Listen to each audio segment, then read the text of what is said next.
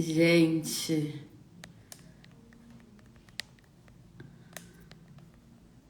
pronto, vamos lá. Feliz Ano Novo! Primeiro fofoca na Copa do Ano, se não me engano, mas acredito que seja o primeiro mesmo. E tô aqui terminando de me arrumar para ir pro escritório. Hoje eu tenho uma reunião presencial, mas enquanto eu me arrumava, tem um assunto que tá muito latente e eu quero muito conversar com vocês. É sempre nebuloso quando eu começo fofoca na Copa, porque é quase como se fosse uma conversa comigo, né? E aí depois eu vou recebendo a devolutiva de vocês, falo, caraca, eu não tinha pensado sobre isso, eu não tinha falado com essa intenção, mas que bom, né? Quase um inconsciente coletivo aqui. E hoje eu vou conversar um pouco, eu quero conversar um pouco sobre a gente envelhecer e sobre posicionamento. Eu acho que são duas coisas que estão muito latentes aqui nessa virada de ano e que eu quero muito conversar com vocês. Vou começar. Às vezes a gente acha que tem uma coisa que gera um insight, né? Que fala, nossa, quero falar disso por conta disso. Então, a princípio eu diria, quero falar sobre isso porque ontem apareceu aqui no Instagram aquela caixinha, mostre você 10 anos atrás e mostre você hoje. Então, 2013 e 2023. E aí eu pensei, caraca, 2013 já faz 10 anos, como assim, né? 2013 faz 10 anos. E aí eu achei que esse tivesse sido o insight para eu falar sobre envelhecimento, sobre processos e tudo mais. Mas depois eu fiquei pensando que na verdade é uma construção de várias coisas que estão despertas em mim, de várias conversas, de vários processos que tá sendo amadurecido aqui dentro, que resulta em eu querer falar sobre isso. E aí foi muito curioso, né? Porque eu li Um Defeito de Cor mês passado, que é um livro que eu só quero falar sobre ele. E assim, qualquer pessoa que queira falar comigo sobre Um Defeito de Cor, por favor, converse comigo, porque eu só quero falar sobre esse livro pra sempre. E aí eu levei ele pra terapia. E eu levei ele pela terapia achando que eu tava falando sobre outros tipos de bagagem e de repente ela me disse, a gente tá falando sobre envelhecimento. É o mesmo tema. E eu falei, caraca, sim, é o mesmo tema. Então vamos falar sobre envelhecimento e posicionamento. O que acontece, né? Pra quem não sabe, eu tenho 32 anos, faço 33 anos esse ano. Sou muito bem resolvida, eu acho, com a minha idade, né? Só que a gente sempre espera que terão... A gente, tô falando por mim, tá? Não é ninguém específico. Eu sempre esperei que tivessem momentos determinados na minha vida que fossem acontecer coisas que me dessem credenciais pra eu falar, não, agora eu sou inteligente, ou agora tal coisa aconteceu, ou agora determinada coisa aconteceu. Então é quase como se a gente vivesse à espera de uma credencial de que em dado momento alguma coisa fosse ser resolvida. E como advogada, eu vejo muito isso. É assim, quando sair a sentença, quando sair o divórcio, quando acontecer determinada coisa, aí minha vida vai começar ou aí eu vou estar pronta. Mas a verdade é que essas credenciais, esses momentos que marcam determinada coisa, não nos dá a chancela de nada, né? Então, quando sai a sentença, quando sai o divórcio, quando o acordo é homologado, quando você passa no vestibular, quando você passa na OAB, quando você vai morar sozinho, quando você ganha o visto no passaporte, seja o seu quando for, ele não te dá aquilo que você esperava receber com aquela validação. Porque o que dá essa validação são processos, né? E a gente fica esperando que alguma coisa vai acontecer e que vai falar, opa, eureka, tô pronto. Isso não acontece. Por exemplo, eu achava que quando eu entrasse na faculdade, eu seria, sei lá, teria mais disponibilidade para entender determinadas coisas. Aí quando eu terminei a faculdade, eu achava que quando eu passasse na OAB, eu seria uma boa advogada. Quando eu passei na OAB, eu achava que quando eu tivesse a sentença favorável, procedente, ia me validar. E aí eu sempre estou, acho que todos nós em alguma medida, buscando o que vai nos validar como pessoa, como adulto, né? Eu brinco sempre porque a primeira vez que eu vi a conta de luz no meu nome, eu falei, opa, Marvin, agora é só você, sabe assim? Deu aquela coisa de tipo, meu Deus, agora sou eu e o que eu faço com essa adultice? O grande problema é que ser adulto não vem com uma estrelinha, com uma fase que você passou e fala, opa, agora eu sou adulto. Não, você continua sendo criança, você continua sendo adolescente, você só vai acumulando essa criança, esse adolescente dentro de uma bagagem, né? Já indiquei várias vezes pra vocês aquele filminho, aquele curta da Disney que chama 20 e poucos, que mostra, né, as crianças ali dentro do sobretudo. É mais ou menos isso. Então a gente fica esperando assim, ó, quando eu tirar minha habilitação, quando eu morar sozinho, quando eu me formar, aí eu vou ser adulta. Só que você tá se tornando adulto durante esse processo. E você tá se vendo como adulto durante esse processo. E é um processo extremamente solitário e doloroso, na mesma proporção de que é magnífico. Eu brinco sempre, né, que ser adulto é a gente falar não pra gente mesmo. Então, queria ter um cachorro. Posso ter um cachorro? Não. Puta, mas ia ser muito legal ter um cachorro. O cachorro é muito gostoso. Olha o filhotinho de cachorro, a casa. O Jimmy tá fazendo muita falta. Eu queria um cachorro. Mas não, porque filhote dá trabalho, não cabe agora. É despesa. Filhote come coisa, destrói. Não. Vai ter que ter integração com os gatos. Não, não pode ter o cachorro agora. E quem tá falando que não? Eu. Porque eu sou adulta, né? Da minha vida. Então, é diferente de mãe, por favor, por favorzinho, deixa eu ter um cachorro, eu prometo, né? Não, sou eu que tenho que falar não. Puta, queria muito fazer essa viagem ou esse curso. Ontem, uma amiga me mandou perguntando se eu ia fazer uma pós-graduação, que eu gostaria muito de fazer nesse momento. E eu falei, eu queria muito fazer, mas eu não posso. Não posso porque não é minha prioridade financeira, não posso porque eu não tenho o tempo que isso me cobraria, então eu tenho que falar não. E é insuportável você ser o adulto da sua vida que tem que falar não pra você mesmo. Que tem que olhar para as coisas e falar não. E qual é a grande questão?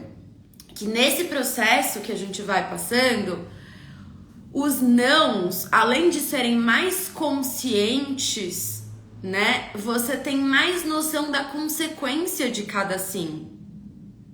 E isso também é um saco.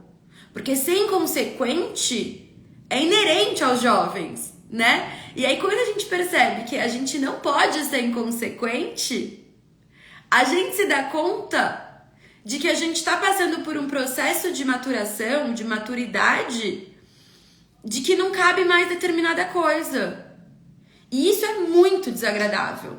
É claro que tem um monte de coisa que é muito legal nesse processo, mas eu tô aqui pra reclamar mesmo, tá? Pra refletir, pra trazer essa confusão mental. Porque é isso que eu faço em todo Fofoca na Copa. Por quê? Porque eu me dei conta que tem coisas que nunca mais vão acontecer na minha vida.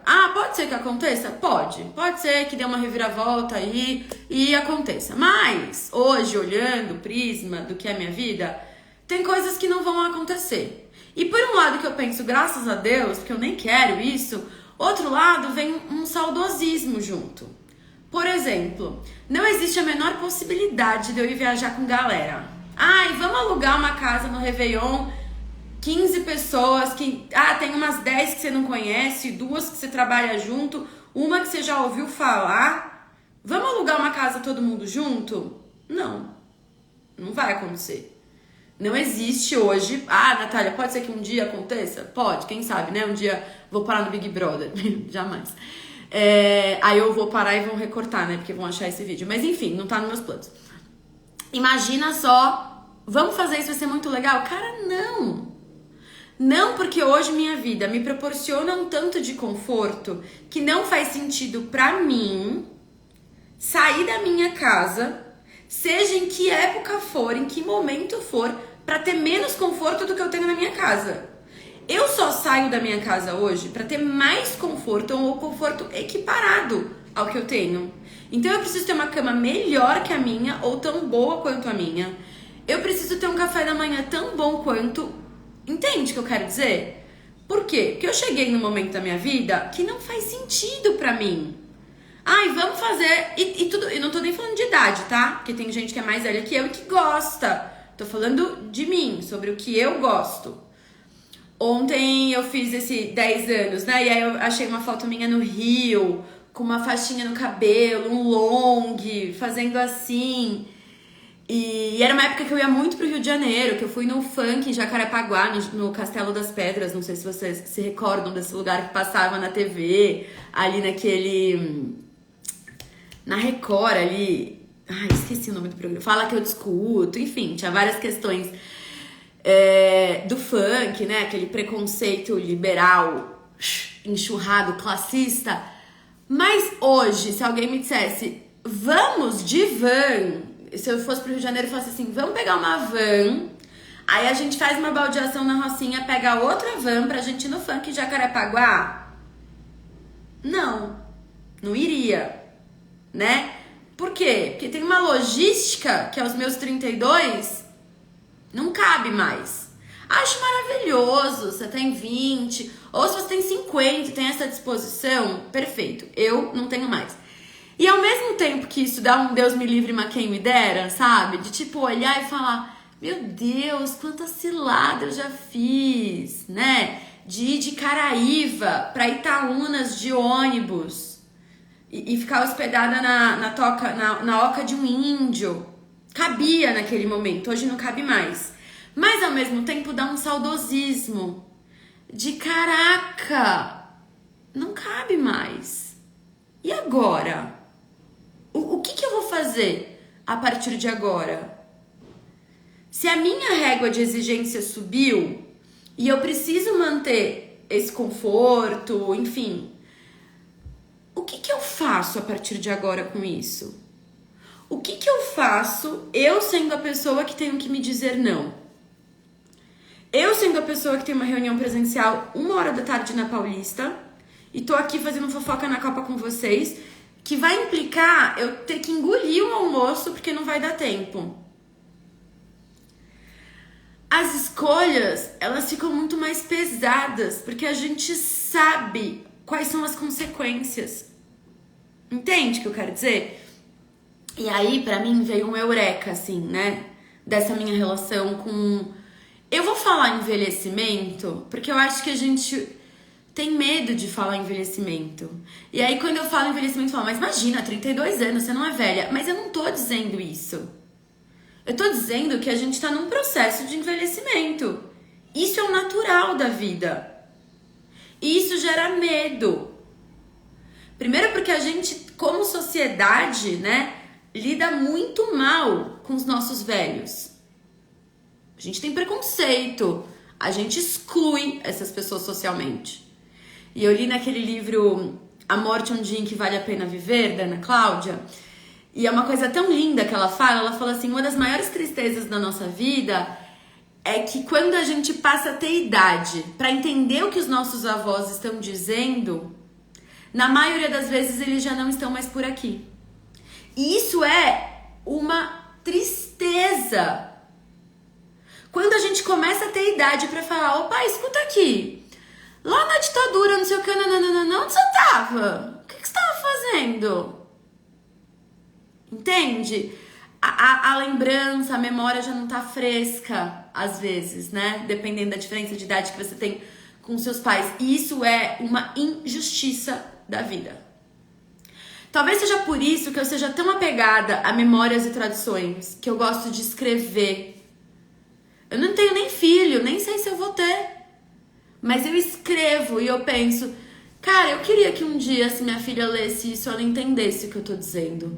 Olha o momento político que a gente tá passando no Brasil, como vai ser difícil para os professores de história, sociologia, acolher tudo isso.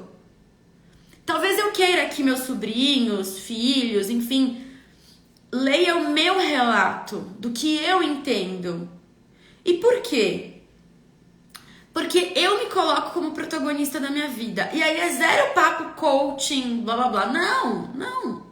É porque desde sempre eu fico pensando que eu seria uma personagem principal muito legal. E aí eu brinco com isso com os meus amigos desde sempre. Todo mundo que é próximo de mim já me ouviu falar isso, que só tem 2.000 pessoas no mundo e o resto é figurante. Porque eu me coloco como protagonista dentro de um egocentrismo. Ai, talvez Freud explica, Lacan, sei lá, tá? É o meu jeito de viver a vida. olhando e falando, essa é a minha vida. Então eu sou a personagem principal. Talvez seja por ler muito, enfim, não me importa.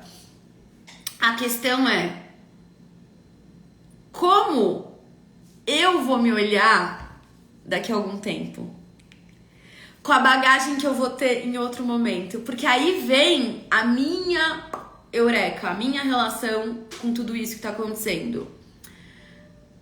Qual é a minha principal diferença de hoje para 10 anos atrás, tempo que você quiser colocar? Que com 20 anos eu sabia 10 anos a menos do que eu sei hoje, 13 anos a menos do que eu sei hoje, né? Eu vivi 13 anos a menos 20 anos atrás. Só que naquela época eu tinha certeza que eu sabia de tudo. Essa é a grande diferença. Com 20 anos, eu sabia menos do que eu sei hoje, mas eu tinha certeza absoluta que eu sabia o todo. Que eu tinha uma visão macro de tudo. Eu tinha certeza que eu podia fazer o que eu quiser, que eu podia trabalhar onde eu quisesse, que eu podia me relacionar com quem eu quisesse, que o mundo era pequeno pra mim, entendeu? Eu tinha uma visão tão otimista, tão sonhadora, tão idealizada do que era tudo aquilo, que eu real acreditava naquilo.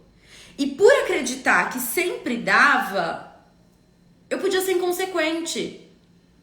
Porque a hora de ser inconsequente era aquela hora, né? Tudo bem que minha vida com 20 anos já não era fácil, mas tinha ainda uma larga coisa.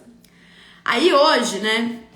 Hoje, assim, esse ano começando, eu fui fazer meu tradicional meta, sonhos, planejamento, desejos, o que eu espero. E aí, eu coloquei 3 coisas que não são ligadas à carreira, que não são ligadas a outras pessoas, que não são ligadas a um discurso neoliberal, enfim. Eu coloquei correr, então, melhorar minha relação com a corrida. Quero correr 5 quilômetros em 30 minutos. Um desejo completamente pessoal, entendeu? Minha relação com a corrida, minha relação com a minha saúde, minha relação com o meu corpo. Nessa mesma linha eu coloquei colocar a testa no joelho. Sou horrível com flexibilidade, embora eu já tenha feito yoga várias vezes, vou e volto, tô no yoga há 1 ano aí com uma frequência maior, eu nunca levei muito a sério essa questão da flexibilidade. Porque era sempre uma coisa que eu falava, daqui a pouco eu corro atrás e aí vai acontecer. Só que dessa vez não, dessa vez eu quero ver a minha evolução, eu quero sentir. E aí eu coloquei isso como meta. Coloquei como meta fazer teatro. Cara, é um plano que tá na minha agenda faz tanto tempo. Ter algum lazer que não tenha nada a ver com a minha carreira. Acho que sempre tem, né? Acho que... Ai, essa frente me entendo. Acho que as coisas estão sempre ligadas. Acho que sim, de alguma forma vai me ajudar profissionalmente, mas não é pra isso que eu quero fazer, entende? É uma coisa que eu quero fazer só por mim. Só pra mim. E tem outras coisas também na minha lista. E aí, qual foi a grande questão? Que com 30, eu sei que eu já sei bastante coisa. Mas eu sei que eu não sei muito mais. E isso conforta muito, porque ao mesmo tempo que dá uma paz de pensar, caraca, eu até que sei bastante coisa, né? Tem uma vida aí, tem mais de uma década estudando, né? Aprendendo, enfim, me tornando quem eu sou. Que a gente não é por simplesmente ser, a gente vai se tornando quem a gente é, né? Ao mesmo tempo que teve essa construção, esse uau, tem um tempo aí de caminhada, né? Deu uma coisa assim de, cara, se em 10 anos teve esse tempo de caminhada, imagina como eu vou estar com 43, que incrível!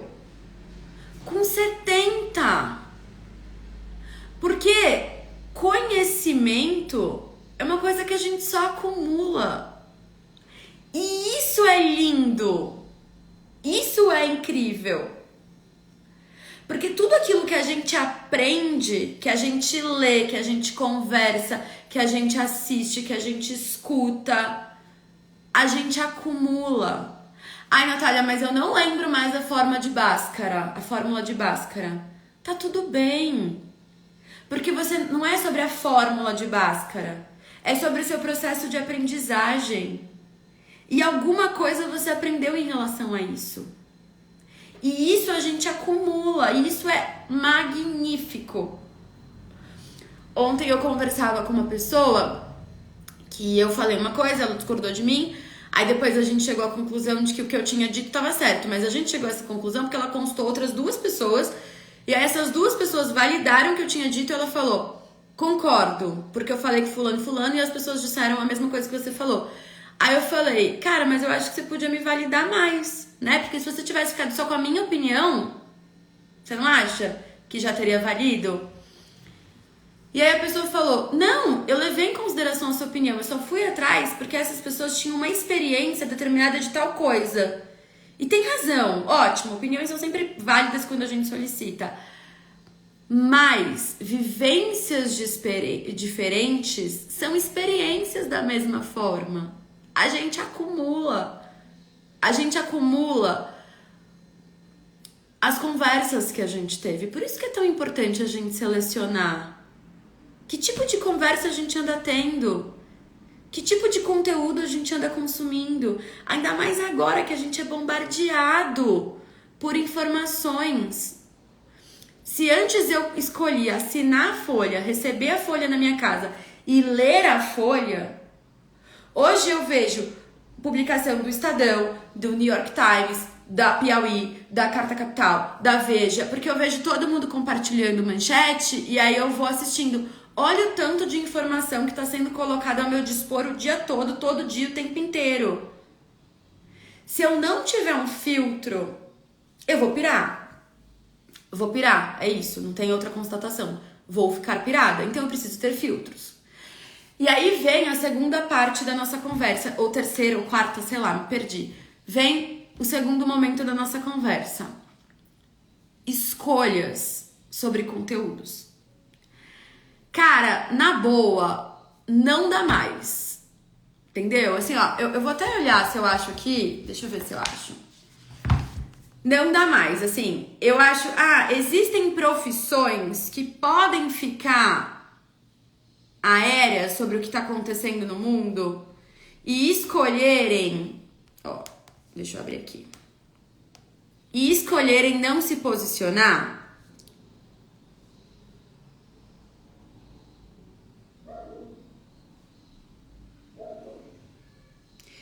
Existe alguma profissão? Desculpa, gente, tô vendo se eu abro aqui o juramento da OAB. Ó, esse foi o juramento que eu fiz como advogada, tá? Vou ler, porque nem todo mundo aqui é advogado e eu acho que tem advogado que esqueceu do juramento que a gente fez. Prometo exercer a advocacia com dignidade e independência. Observar a ética, os deveres e prerrogativas profissionais e defender a Constituição, a ordem jurídica do Estado democrático, os direitos humanos, a justiça social, a boa aplicação das leis, a rápida administração da justiça e o aperfeiçoamento da cultura e das instituições jurídicas. Eu fiz esse juramento. Quando eu passei no exame da ordem, você não é só passar no exame da ordem, você se torna advogado depois de todos os rituais que tem para você se tornar advogado. E uma das etapas desses rituais é fazer o juramento. Tem lá, o médico ele fez um juramento. Fez um juramento. Nós, advogados, fazemos um juramento para nos tornarmos advogados. E nesse juramento tá defender o Estado democrático de direito. Então, muito me surpreende e me irrita. A essa altura do campeonato, ver gente falando... não se posiciona. Advogado não tem que se posicionar. Pipipi. Eu vou falar uma coisa pra vocês. Lei de alimentos, lei de alienação parental, lei do divórcio, né? Pensa em qualquer direito aí que você queira. Direito como mulher, lei Maria da Penha. Vocês acham que foi do nada? Que foi do nada que um legislador saiu da casa dele e pensou... boa ideia. Vou criar uma lei, seja benéfica ou maléfica.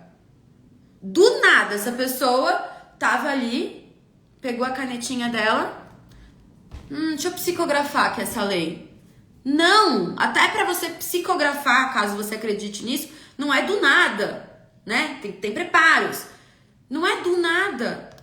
As leis são criadas e revogadas perante lutas, perante processos. Por que é tão simplista e errôneo você falar, quem acabou com a escravidão foi a... Nossa, eu ia falar Princesa Isaura, olha que confusão mental. Princesa Isabel. Porque não é assim que é formada uma lei. Como é formada uma lei? E eu não vou nem entrar na parte constitucional. Se vocês quiserem, depois eu faço um desjuridicando explicando constitucionalmente como é formada uma lei. Não! Leis são processos de luta, tanto para revogar quanto para criar. Como que a gente cria? Como que a gente fala? Racismo é crime, homofobia é crime. Pode se divorciar. Como que a gente tira da lei o termo mulher honesta? É com luta, é com consciência, é com um montão de gente se indispondo. Porque os processos são feitos por indisposição. Não dá pra gente agradar todo mundo, cara. Não dá pra ser legalzão com todo mundo. A gente fez um juramento e nesse juramento tá escrito Estado Democrático de Direito. Tem outras máximas no direito, que é tratar os iguais de maneira iguais e os diferentes na medida da proporção das suas diferenças. A gente vê isso, por exemplo, em direito do consumidor, quando a gente pensa na inversão do ônus da prova, né? Então, no direito do consumidor, normalmente quem alega a prova. Como que funciona o processo?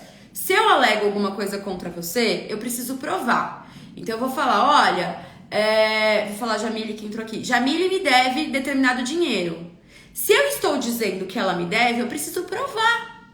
Eu preciso ter um contrato, eu preciso ter um título de crédito, eu preciso ter alguma coisa que prove que ela me deve essa grana, tá? No direito do consumidor, a gente tem uma inversão do ônus da prova.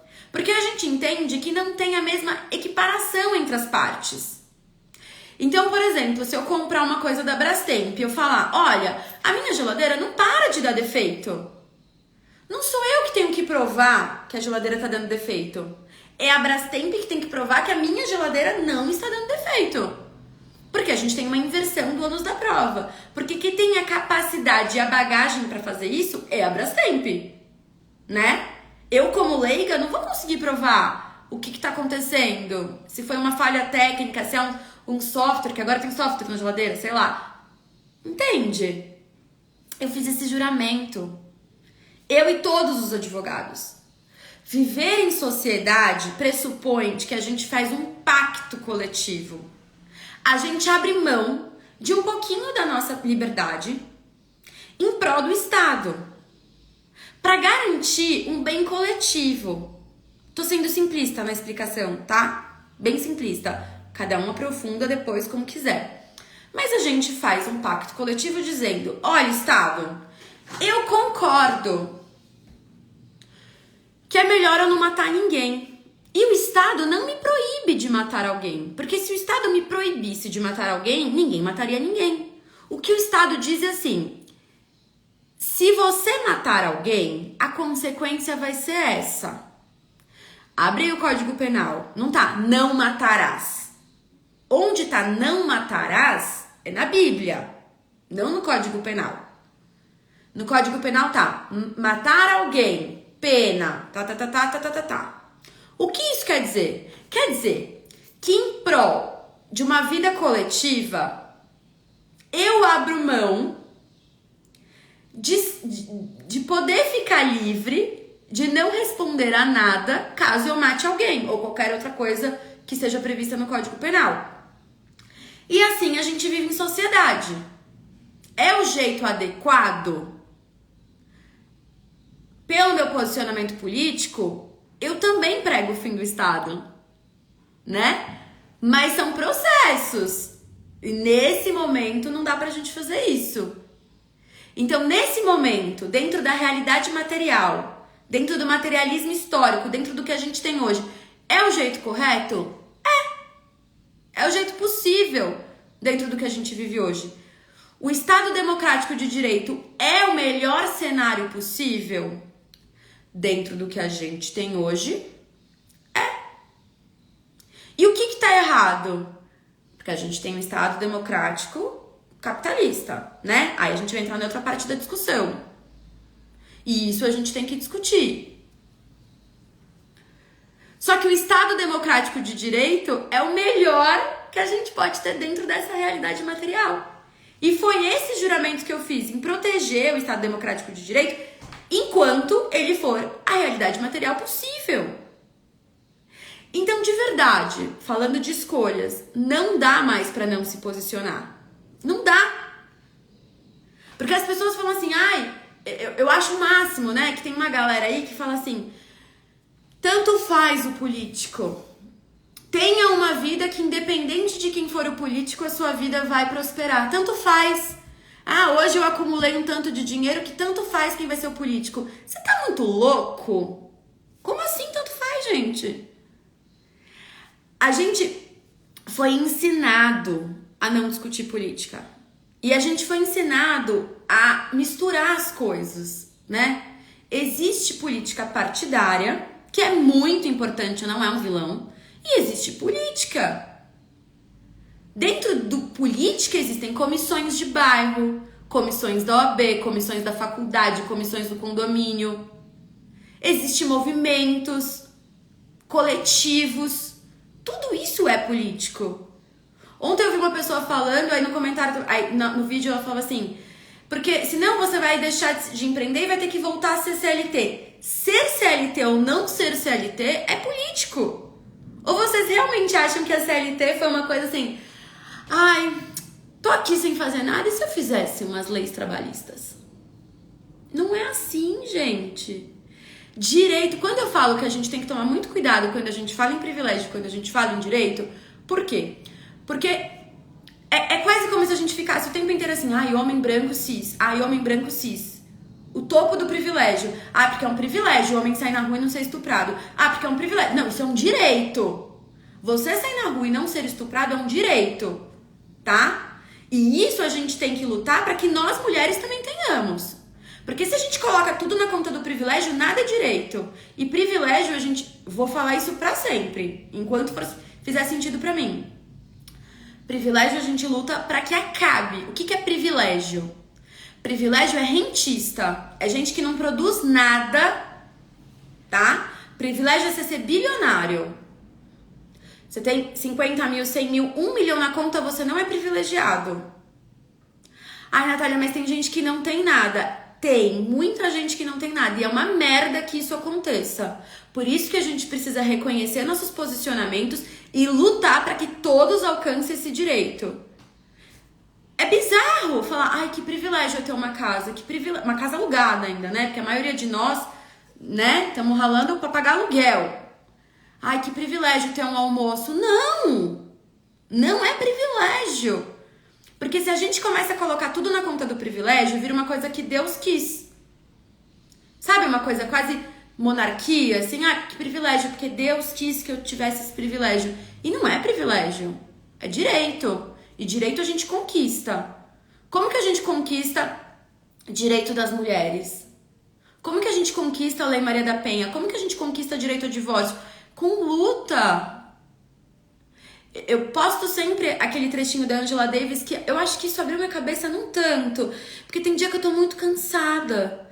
Tem dia que eu falo, cara, não é possível que a gente faz e parece que não dá resultado. É uma luta constante.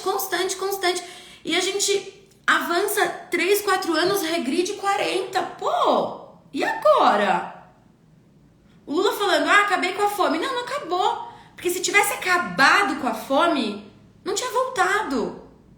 Você tirou o Brasil do mapa da fome. Isso é maravilhoso.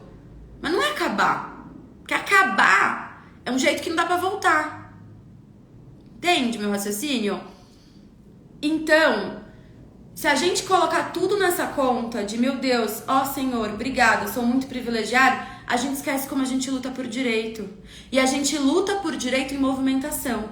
Aí vem a frase da Angela Davis, que ela fala assim, nós somos resultado das aspirações dos nossos antepassados. Ou seja, se hoje eu posso votar, se hoje eu posso vir aqui emitir minha opinião, se hoje eu posso dirigir, se hoje eu posso me divorciar, se hoje eu posso não ter filho, isso é resultado de lutas de pessoas que vieram antes de mim. Porque as coisas não acontecem em processo espontâneo. Não é do nada que acaba o feudalismo e começa o capitalismo. Não é do nada. São processos.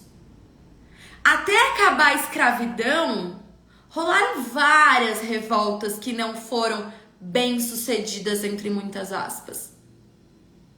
E isso serve para os nossos processos individuais também. Quantas manhãs a gente acorda que não dá para até ter uma manhã que deu? Sabe? Então agora não dá mais. Não dá mais. Não dá mais pra gente comprar curso de quem não se posiciona. Não dá mais pra gente comprar de marcas que compactuem. Não dá. Porque se a gente trabalha com a realidade material, a gente chegou no momento de realidade material de que a gente precisa fazer escolha. E escolher uma coisa implica renunciar a outra. Ai, Natália, mas eu posso não escolher nada e ter tudo. Não, você não pode. Porque você fez um juramento. Você é advogado, né? E se sua omissão dá respaldo para ataques ao Estado Democrático de Direito, não dá. Natália, mas eu nem sou advogado, eu nem tenho, enfim, não tenho. Cara, eu já falei várias vezes aqui que você tem que se respeitar. Quem sou eu pra dizer isso, aquilo, aquilo outro? Não é isso. A questão é, se você usa isso aqui como ferramenta de comunicação, se você passa o dia, a semana, o mês, dando opinião sobre a maquiagem, sobre o cabelo, sobre a lei, sobre isso, aquilo, não dá pra você não se posicionar. E pagar, né? Porque eu pago. Eu pago a conta do meu posicionamento. Óbvio que eu pago. Não é sempre fácil. Pelo contrário, na verdade, né? Não é fácil a gente ter um posicionamento contra a hegemonia. Porque nesse momento, agora, hoje, tá todo mundo, né? A maioria das pessoas ali, ai não, vandalismo, não pode mesmo quebrar, que coisa feia e tal. Mas eu tenho um posicionamento radical. Então, em algum momento você vai discordar de mim, e que bom. Porque a gente se fortalece na discordância. Se todo mundo concordar, acabou a discussão. Acabou a evolução. A gente se fortalece da discordância, a gente tem que discordar. Mas a gente tem que discordar com um argumento material. Né? Não dá pra discordar de você, porque eu acho você feio. Aí não tem como, né? Porque isso é uma abstração, quem a gente acha feio, bonito. Eu preciso discordar com substrato pra fazer isso. Tá, e o que isso tudo tem a ver com velhice, né? Com a gente envelhecer e com a gente ter maturidade. Por quê? Porque eu tô olhando, né? Terminei de ler esse livro, Um Defeito de Cor. E aí, quando eu terminei de ler o livro, eu li o livro sem saber do que se tratava. E aí não é spoiler, porque tá escrito em todos os lugares, eu que não me atentei mesmo, mas é supostamente, eu acho, não sei nem se supostamente eu posso dizer, mas é sobre a mãe do Luiz Gama, o livro. E quando eu terminei e isso tudo veio à tona, eu falei, caraca, como eu sou uma pessoa pobre intelectualmente. Quanto de bagagem ainda me falta? E me falta muito. Então o que eu posso fazer? Ju, tenho muita vontade de ler esse livro, tá na minha lista. Ju, pula da lista, põe ele em primeiro, porque assim, pra mim foi um divisor de águas, tá? Tá sendo. Eu tenho até medo, porque eu tô indicando tanto das pessoas lerem e não ter esse mesmo que eu tive, que me bateu de um jeito assim, que tá batendo, tá reverberando. Vai ser pautas ainda de muitas fofocas na Copa, de análise e de tudo mais. Ontem eu recebi uma mensagem de uma pessoa que foi aluna da comunidade, né? Da comunidade que eu crio, que eu não sei se vou fazer esse ano ou não, talvez sim. E ela me disse, foi um alívio pra mim tirar essa culpa individual e entender que é um problema liberal, que é um problema social. Isso me deu também. Quando eu dividi com vocês e eu brinco, eu falo, será que isso é capitalismo ou será que isso é análise, né? Pra onde que eu levo isso? É uma brincadeira, mas é verdade. Muitas das nossas dores nos fazem crer que são só nossas, mas não são. A sua relação com a maternidade talvez não seja um problema só seu. Talvez seja um problema social. Talvez seja falta de política pública, talvez seja falta de creche, talvez seja um patriarcado te amassando em relação a isso. Talvez seja você ser advogado autônomo e não ter uma licença digna na maternidade. Talvez seja você chegar no fórum e não ter um lugar para uma criança. Ou você chegar na delegacia e não ter lugar para uma criança. Quando você começa a entender que talvez esse problema individual não seja individual, seja um problema social, te dá o eureka do, tá bom, e o que eu faço com isso? Aí você fala, eu preciso me filiar a algum coletivo. Eu preciso ir na reunião do bairro, eu preciso ir na reunião do condomínio, eu preciso ir na audiência pública, eu preciso fazer parte da comissão da OAB, eu preciso. O Lula tem uma fala, e eu discordo de muitas falas do Lula, mas essa é uma fala que eu gosto muito. Muito mesmo. Ele já repetiu esses dias em podcast, enquanto ele estava em processo eleitoral. Tem na biografia dele também, e eu já vi ele falando algumas vezes disso. Que ele dizia sempre que ele odiava político e nunca se meteria com isso. Até um dado momento que ele chegou uma repartição política, e ele falou, não tem trabalhador aqui. Se não tem trabalhador aqui, como que eu posso esperar que essas pessoas garantam o meu direito como trabalhador se não tem trabalhador?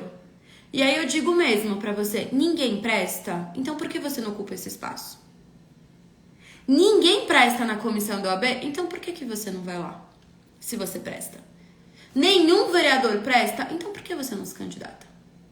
Nenhum deputado, nenhum advogado, ninguém presta. Porque se você continua com essa dicotomia entre bem e mal, bom e ruim, e você é o detentor da bondade, do bem supremo, se candidata, ocupa esse espaço. Vai você e faz. Porque é muito fácil a gente falar assim, mas ninguém tá fazendo nada. Ninguém quem? Ninguém não é uma abstração. Ninguém não é um ser ali. Ninguém é ninguém. Mas tem muita gente fazendo muita coisa. Talvez você não esteja vendo o que as pessoas estão fazendo. E talvez essa seja uma diferença entre eu hoje, com 32 anos, e eu há 10 anos atrás, com 22 anos. Que com 22 anos eu achava que ninguém tinha que fazer nada e eu tinha que começar tudo do zero. Então eu tinha que começar uma ONG, um coletivo, um projeto, um livro. Com 32 anos, eu entendo que tem muita gente fazendo muita coisa. E que eu posso pegar isso aqui que eu quero e colocar a serviço de lugares que já estão em movimento. Semana que vem a gente volta com um projeto que eu e a Natália a gente faz parte, né? Que a gente faz uma vez por mês lá no São Martinho, no Núcleo de Convivência. E aí eu tô preparando como a gente vai falar de direito constitucional, como a gente vai falar de direito esse ano. E aí eu penso, isso é trabalho de base. Não é de 2 em 2, de 4 em 4 anos eu achar que eu posso virar o voto de alguém. Isso é arrogância. Isso é presunção. Trabalho de base é todos os dias, todos os meses, toda semana eu entender que eu posso contribuir um pouco para a sociedade. Não porque eu tive o privilégio, porque eu tive o direito. Eu tive o direito de cursar ensino superior. E eu preciso garantir que esse direito seja garantido para outras pessoas. Então eu vou ser a favor de cota, eu vou ser a favor do fim do vestibular, eu vou ser a favor da estatização das universidades, para que outras pessoas tenham esse direito. Entende? Bom, ficou... Acho que ficou até longo, mas eu preciso sair porque eu tenho meia hora para chegar na Paulista. Eu vou pedir encarecidamente que vocês comentem. Não sei se é porque eu tô carente, pode ser. Não sei se é porque eu tô elaborando isso, quero entender como isso reverbera aí. Se pode ser os dois também, se eu tô carente e quero entender isso. Mas vou pedir pra vocês comentarem, me mandar direct, se não quiser se expor aqui. Mas quero que a gente troque ainda sobre isso, tá? Se posicionem, gente. Ai, Natália, mas eu tenho 10 seguidores, não importa. Se posicionem o tempo inteiro. Sabe na eleição, quando a gente tava com medo de usar um adesivo e a gente cruzava outra pessoa e dava aquele quentinho no coração de ver esse posicionamento? A gente não pode mais sentir esse medo de se posicionar. O que o Bolsonaro tirou do esgoto é muito maior que ele e faz muito barulho. Então eles vão precisar lidar com o nosso barulho também. Tá bom? Um beijo, gente.